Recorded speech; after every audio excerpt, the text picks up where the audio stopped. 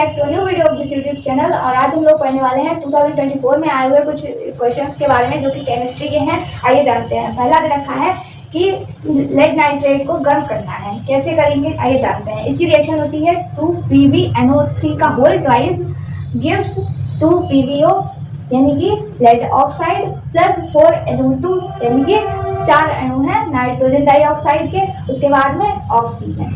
ठीक है, ऑक्सीजन कितने हैं? 2 अणु हैं। अब यहाँ से इस तरह से अगर याद करेंगे कि 2 अणु हैं लेड ऑक्साइड के, 4 अणु हैं नाइट्रोजन डाइऑक्साइड के और 2 अणु हैं ऑक्सीजन के, तो इससे आपको जल्दी याद हो जाएगा। ठीक है, उसके बाद में दूसरा है एथिनोइक अम्ल की सोडियम कार्बोनेट से अभिक्रिया कराएंगे तो क्या बनेगा?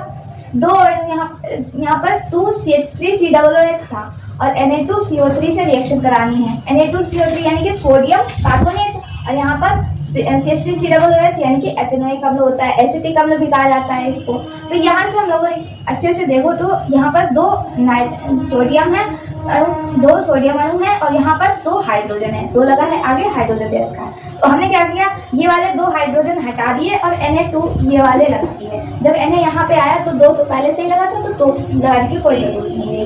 अब ये जो 2 हाइड्रोजन हमने यहाँ से हटाए थे ये यहाँ पर लेकर आए और एक ऑक्सीजन हमने कार्बोनेट का जब हमने कार्बोनेट से कार्बन डाइऑक्साइड बनाई यानी कि 2 वहाँ पर ऑक्सीजन चाहिए होंगे, इसलिए जो एक ऑक्सीजन बचा था वो यहाँ पर आ गया, इसलिए जल बन गया और कार्बन डाइऑक्साइड बन गई। ठीक है, और सोडियम एसिटेट बन गया। ठीक, इसके बाद में क्या आएगा, जिंक की सिल्वर नाइट्रेट से अभिक्रिया करानी है तो जिंक की सिल्वर नाइट्रेट से अभिक्रिया कराएंगे तो जिंक नाइट्रेट और सिल्वर अलग हो जाएगा। कैसे हो जाएगा? जो सक्रियता श्रेणी होती है उसके अकॉर्डिंग जिंक सिल्वर से ज्यादा पावरफुल होता है, इसलिए जिंक सिल्वर को विस्थापित कर देगा। ठीक है, उसके बाद में आता है सोडियम सल्फेट की बेरियम क्लोराइड विलयन से अभिक्रिया।